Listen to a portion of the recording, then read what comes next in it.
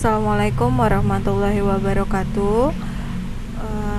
Hari ini kita masih akan membahas mengenai jenis-jenis cuti dan persyaratannya. Untuk di pertemuan kali ini kita akan membahas mengenai cuti sakit, kemudian prosedurnya seperti apa, persyaratan yang harus dipersiapkannya apa saja, kemudian yang kedua ada cuti melahirkan, kemudian yang ketiga ada cuti karena alasan penting. Untuk mempersingkat waktu, kita langsung membahas mengenai cuti sakit terlebih dahulu. Oke, untuk slide pertama kita akan membahas mengenai cuti sakit.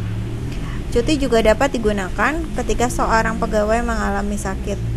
Sakit yang dimaksud di sini adalah sakit menurut keterangan dokter. Jadi, karyawan juga harus menyertakan surat keterangan dokter apabila hendak memperoleh cuti sakit. Karyawan perempuan memperoleh hak cuti sakit apabila sedang menstruasi. Hak cuti menstruasi ini pun telah tercantum dalam Undang-Undang Ketenagakerjaan.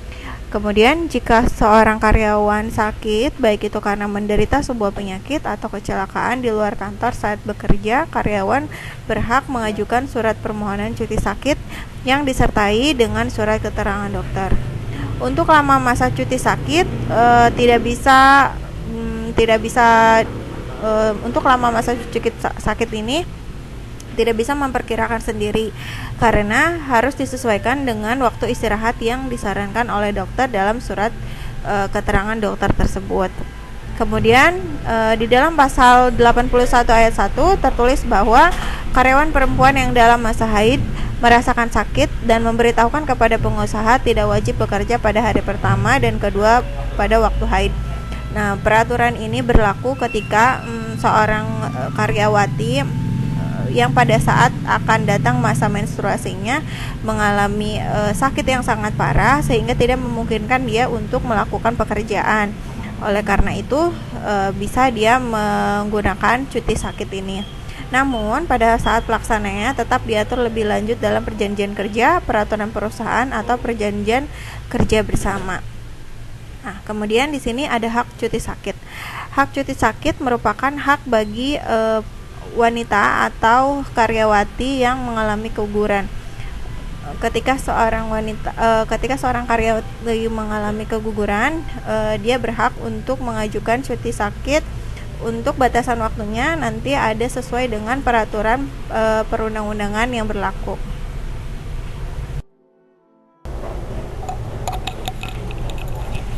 Selanjutnya, di sini kita akan membahas mengenai penggunaan cuti sakit. Yang pertama, pegawai yang menderita sakit lebih dari 2 hari harus melampirkan surat keterangan dokter dari rumah sakit pemerintah atau puskesmas. Kemudian yang kedua, pegawai telah menggunakan cuti sakit untuk jangka waktu paling lama 1 tahun 6 bulan dan telah aktif bekerja kembali, berhak atas cuti bersama, cuti tahunan pada tahun yang sedang berjalan, dan cuti tahunan yang tersisa pada tahun sebelum digunakan cuti sakit, cuti besar, cuti bersalin, dan cuti karena alasan penting. Kemudian yang ketiga, pegawai yang sakit selama 1 atau 2 hari berhak atas cuti sakit dengan ketentuan bahwa ia harus memberitahukan kepada atasannya terlebih dahulu. Keempat, cuti sakit lebih dari 2 hari sampai dengan 14 hari dapat diajukan dengan melampirkan surat keterangan dokter. Kelima, cuti sakit lebih dari 14 hari dapat diajukan dengan melampirkan surat keterangan dokter yang ditunjuk oleh Menteri Kesehatan. Nah, kalau misalnya untuk sini ini berlaku untuk pegawai negeri sipil ya. Oke.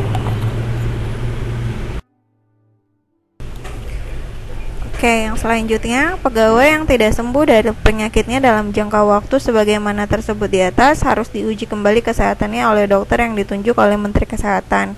Apabila berdasarkan hasil pengujian yang bersangkutan belum sembuh dari penyakitnya, ia diberhentikan dengan hormat dari jabatannya karena sakit dan mendapat uang tunggu. Kemudian poin ke-8, wanita yang mengalami keguguran berhak atas cuti sakit untuk paling lama 1 bulan 15 hari. Permohonan cuti harus dilampiri dengan surat keterangan dokter atau bidan. Dan yang terakhir, pegawai yang mengalami kecelakaan dalam dan oleh karena menjalankan tugas kewajibannya sehingga ia perlu mendapatkan perawatan berhak atas cuti sakit sampai ia sembuh dari penyakitnya. Selama menjalankan cuti sakit, pegawai yang bersangkutan menerima penghasilan penuh dari perusahaan. Kemudian di sini ada kelengkapan berkas cuti sakit.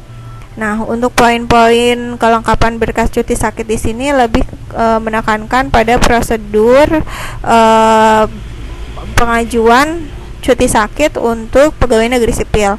Yang pertama, surat keterangan dokter pemerintah. Yang kedua, melampirkan surat permohonan izin cuti sakit. Kemudian yang ketiga, memfotokopi SK pangkat terakhir, dan yang terakhir adalah fotokopi SK jabatan. Sedangkan biasanya untuk karyawan swasta, ketika kita akan mengajukan cuti sakit, itu hanya perlu melampirkan surat keterangan dokter dan meminta izin kepada pimpinan atau atasan langsung. Kemudian berkasnya diberikan kepada HRD. Seperti itu.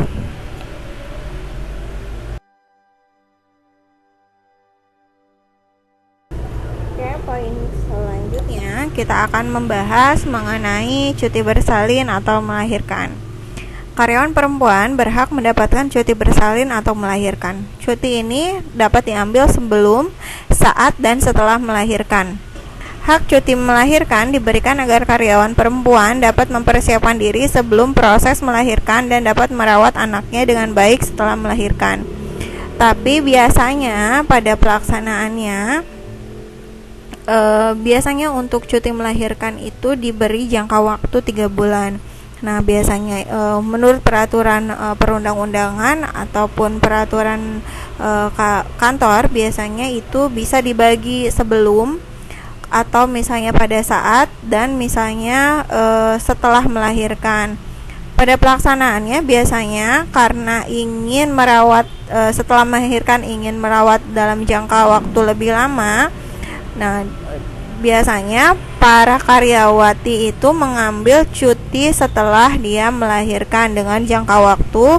Untuk anak pertama dan kedua diberikan toleransi untuk cuti melahirkan sebanyak 3 bulan.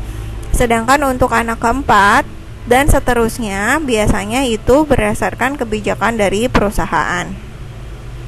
Kemudian di dalam pasal 82 ayat 1 Undang-Undang Ketenagakerjaan disebutkan bahwa karyawan perempuan berhak memperoleh istirahat selama 1 bulan 15 hari sebelum saatnya melahirkan dan 1 bulan 15 hari sesudah melahirkan menurut perhitungan dokter kandungan atau bidan. Selanjutnya pada pasal ayat 2 disebutkan pekerja atau buruh perempuan yang mengalami keguguran kandungan berhak memperoleh istirahat 1 bulan 15 hari atau sesuai dengan surat keterangan dokter kandungan atau bidan. Cuti hamil merupakan perlindungan bagi karyawan wanita, sedangkan cuti tahunan adalah hak karyawan laki-laki dan perempuan. Jadi walaupun karyawati perempuan sudah mendapatkan cuti cuti melahirkan, dia masih berhak untuk mendapatkan cuti tahunan pada tahun yang berjalan. Cuti tahunan dan cuti melahirkan adalah 2 hak yang seharusnya diperoleh karyawan perempuan. Apabila telah mengambil cuti tahunan, karyawan tersebut tetap dapat mengambil cuti melahirkan. Jadi cuti tahunan seharusnya tidak mengurangi jatah cuti melahirkan. Kemudian hak cuti bersalin. Adapun hak cuti bersalin yaitu sebagai berikut. Yang pertama merupakan hak bagi karyawan wanita untuk persalinan anaknya yang pertama, kedua, dan ketiga. Dan yang kedua, cuti bersalin yang digunakan oleh pegawai wanita untuk persalinan anaknya yang pertama akan mengurangi hak cuti persalinan yang telah bersangkutan menjadi pegawai. Tapi biasanya untuk anak pertama, kedua, dan ketiga itu masih mendapatkan jatah waktu yang sama. Tetapi nanti kalau sudah anak keempat, mungkin jika ingin memiliki anak lebih dari 3, itu jatah waktu cutinya akan disesuaikan dengan kebijakan dari kantor atau perusahaan tempat dia bekerja. Penggunaan cuti bersalin dan cuti lain untuk bersalin. Yang pertama, pegawai telah menggunakan cuti bersalin berhak atas cuti bersama cuti tahunan pada tahun yang sedang berjalan, dan cuti tahunan yang tersisa pada tahun sebelum digunakan cuti bersalin, cuti besar, cuti sakit, dan cuti karena alasan penting. Kemudian pegawai wanita dapat diberikan cuti besar untuk persalinan anaknya yang keempat apabila yang bersangkutan mempunyai hak cuti besar menjelang persalinan. Ketiga, pegawai wanita akan atau telah menggunakan cuti besar untuk persalinan anak yang keempat tidak berhak lagi atas cuti tahunannya dalam tahun yang bersangkutan.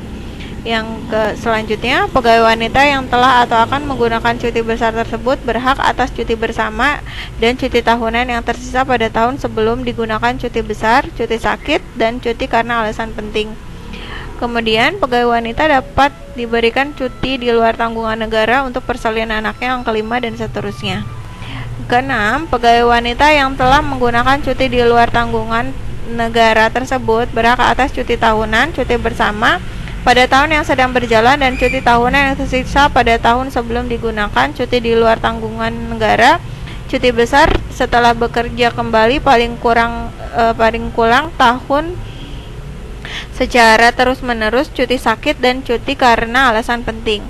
Kemudian lamanya cuti bersalin adalah 1 bulan sebelum dan 2 bulan sesudah persalinan. Dan yang terakhir, selama menjalankan cuti bersalin, pegawai wanita yang bersangkutan masih menerima penghasilan penuh. Terintinya, ketika karyawati mengajukan cuti bersalin untuk anak pertama, kedua, dan ketiga, dia masih berhak untuk mendapatkan cuti tahunan, cuti besar, dan cuti sakit pada tahun yang sama. Jika karyawan perempuan tersebut mempunyai anak lebih dari 3, untuk anak keempat, kelima, dan seterusnya, pada saat bersalin itu tidak akan memperoleh hak yang sama seperti pada persalinan anak pertama dan sampai anak ketiga. Untuk jangka waktunya akan dipotong dari cuti tahunan atau cuti besar yang belum digunakan atau oleh karyawati tersebut. Nah, untuk pembayarannya atau penggajiannya, selama karyawati tersebut tidak masuk atau selama karyawati tersebut mengambil cuti melahirkan atau cuti bersalin, karyawati tersebut masih dibayar secara penuh oleh perusahaan atau instansi tempat dia bekerja. Selanjutnya ada syarat-syarat mengajukan cuti bersalin. Yang pertama, adapun untuk persalinan anak yang pertama, kedua, dan ketiga, pegawai wanita berhak akan cuti bersalin. Kemudian untuk persalinan anaknya yang keempat dan seterusnya, kepada pegawai wanita diberikan cuti di luar tanggungan. Kemudian lamanya cuti bersalin tersebut adalah 1 bulan sebelum dan 2 bulan sesudah persalinan. Untuk mendapatkan cuti bersalin, pegawai yang bersangkutan harus mengajukan permintaan secara terus kepada pejabat yang berwenang untuk memberikan cuti. Di sini bisa kepada bagian HRD. Kemudian cuti bersalin yang diberikan secara tertulis oleh pejabat atau yang berwenang memberikan cuti.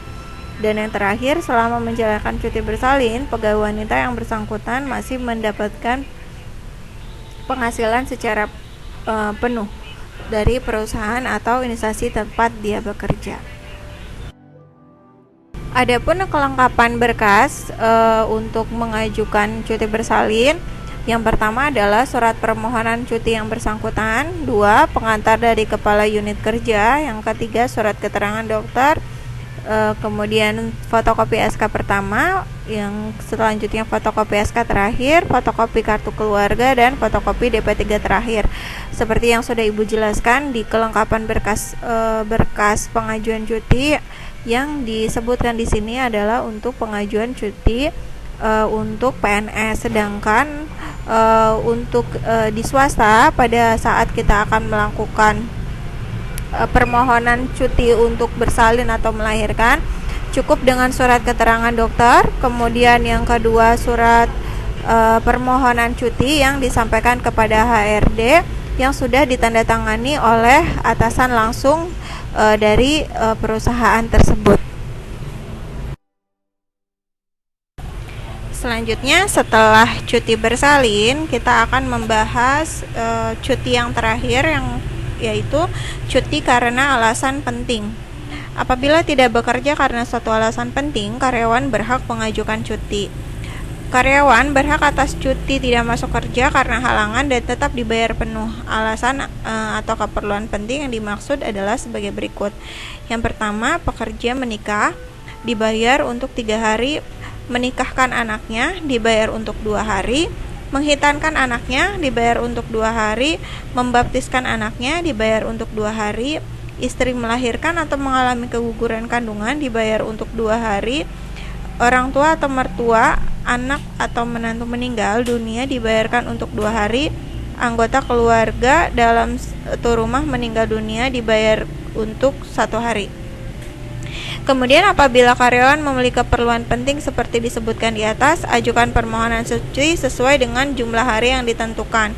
Jika hari yang diajukan melebihi ketentuan, mungkin hal itu akan mempengaruhi cuti tahunan dari karyawan itu sendiri. Tetapi hal ini harus kita konfirmasi terlebih dahulu kepada pihak sumber daya manusia atau HRD atau pejabat di perusahaan itu tersebut. Oke, yang selanjutnya, hak cuti karena alasan penting diberikan kepada karyawan dengan alasan sebagai berikut, di mana cuti karena alasan penting merupakan hak seluruh karyawan. Dan yang kedua, selama menjalankan cuti karena alasan penting, pegawai yang bersangkutan tidak memperoleh tunjangan khusus. Kemudian yang selanjutnya adalah kelengkapan berkas yang harus dipersiapkan pada saat akan mengajukan cuti karena alasan penting.